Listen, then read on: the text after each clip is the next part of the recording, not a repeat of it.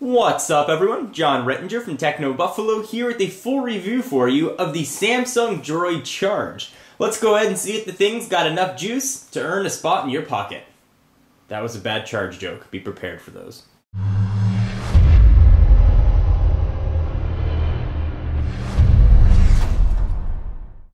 Alright, so let me run through the specs of this guy very quickly and then we will get into the review. It has a 4.3 inch, and that's measured diagonal, Super AMOLED Plus display, and we'll talk a bit about the screen, with a resolution of 480 by 800. It's being powered by a 1 GHz single-core Hummingbird processor. It's got Android 2.2 with Touchwiz on it.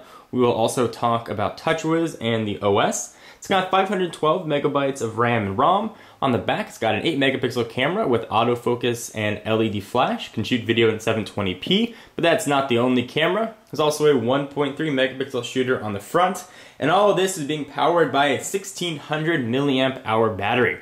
So all these specs are great and fine, but if it's not going to make good phone calls, it's not really going to matter for you. And I'm happy to report, as has been the case with most Verizon phones I've tested, call quality was absolutely outstanding. And most importantly, I did not have dropped calls during the 4G to 3G transition, or even from the 3G on down to legacy network transitions at all. No dropped calls during those transition periods, which is quite nice. During my 20 call test, I did, however, have 2 dropped calls while maintaining a very strong 4G signal. So let's go ahead and talk about speaker quality. I use speakerphone quite a bit, I'm guessing you do as well, and I'm also going to take this as an opportunity to show you whether or not, and put the debate to rest, the Droid Charge can handle voice and data at the same time. So we're going to go ahead and jump into the phone here, and we're going to call the Samsung support line.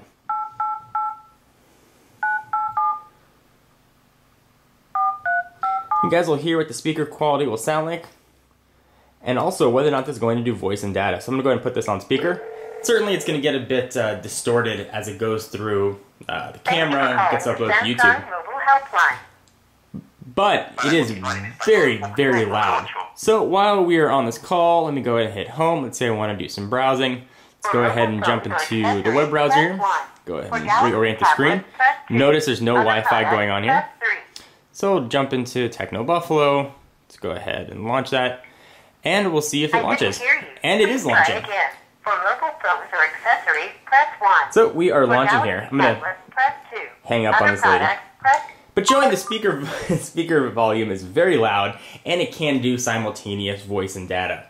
Two very, very nice things. This is probably one of the loudest speakers that I've used on a phone. Surprisingly, and the speaker grill isn't even that big. Very little, but that hump, when it's resting, especially on the back, leaves a little bit of avenue for the noise to escape. Kind of nice. Alright, so let's talk about this Super AMOLED Plus display. If you've ever used a Galaxy S device, you probably know the screen is beautiful, but it had a little bit of a blue tint to it. That blue tint has sort of been eliminated with the Super AMOLED Plus, and you're left with just a gorgeous, gorgeous display without any hint of discoloration of images. So let me go ahead and show you what some of the images quality look like on the screen. So I've got a wallpaper right here. You can see, what that standard things look like. Let me show you a few others. We'll go ahead and jump into wallpaper. Wallpaper gallery. And things and images just look very, very pretty. And more important than images is text. And text here looks very nice on the Galaxy S and the original Galaxy S series of phones, I should say. Text looked a little bit off for me. It wasn't as crisp as I would have liked it to be. Text here is going to be very, very, very crisp, regardless of the background that you are on. So if I were to say go to a page that has a white background, we're looking at one of Techno Buffalo's infographics that we did for the iMac launch. If you're looking at a white background, that tint is gone, and you just have very, very clear, crisp, easy to read font on there. Something to keep in mind. Alright, so let's go ahead and talk a bit about Touchwiz. This is running Android 2.2 Froyo. We don't have any gingerbread action here. Touchwiz, we've seen it for quite a while. Love it or hate it, this is a newer version of Touchwiz. You got some increased functionality here. You can set your home screen and move things around. It is what it is. The applications array are sort of confined to these square icons. Some would say iOS-like. Apple would definitely say iOS-like since they are suing. but it's definitely functional and works well. Nice thing about Android, if you don't like it, there are always things like Launcher Pro out there to change the way the phone looks. I'm not the biggest fan of Touchwiz, but the Charge is one of the phones that I've used from Samsung that I could definitely live with it. So I like that it has 4 physical buttons across the bottom, not the capacitive variety. They are actual buttons that depress. Although I wished that it had backlit on it. If I was in a movie theater or something and I couldn't quite see the buttons, so I would have liked to have seen those backlit here. The phone is very fast, and I'm surprised, and I know some of you guys might be surprised as well. You know, you hear single core, like, oh, I want double core. More cores, the better. Despite not the fastest quadrant scores, the phone was relatively quick and behaved just about whatever I needed to do. So when I was, browsing the web, or when I was, multitasking or pinching and zooming, things worked very well. So a web page here that has flash content, pinch to zoom works very well. Scrolling is smooth. The phone kept up with everything I needed to do, no problem. The moral is, don't get caught up on quadrant scores and benchmarking. Those are certainly fun things to do, but how the phone works for you is going to be most important. So you're not going to set the world on fire with a stock ROM here and a quadrant score of, under 1,000. But you are going to get a phone that's going to be very quick and able to keep up with most of the things that you're going to need to do. This is by no means a slow phone. In fact, it's one of the quicker phones that I've tested. So if you're concerned about speed, definitely don't be with the Droid Charge. One of the things that I didn't like about the phone is the back, this hard plastic. It sort of looks similar to Samsung's own Nexus S, just has sort of a cheap feel to me. And oftentimes when there's a bit of a gap between the back and when the battery is underneath there, you get that almost, you can sort of hear it, hollow sound on the phone. And for a phone this high quality and that behaves this well, I would have liked a bit of a higher quality material on the back. Images from the camera were okay. They were just about average, what you'd expect from a smartphone with that 8 megapixel shooter on it. You're not going to set the world on fire. It's not going to replace your camera. You're certainly not going to be Ansel Adams or whatever other famous photographer you want to pick. But if you snap a few shots of your friends at club, you're not going to have any problems. One complaint that I did have about it, or another complaint rather, was the back of the phone got very warm while I was on 4G. And speaking of 4G, one of my big concerns, especially using a Thunderbolt, was going to be battery life. So how is this battery life going to do for you?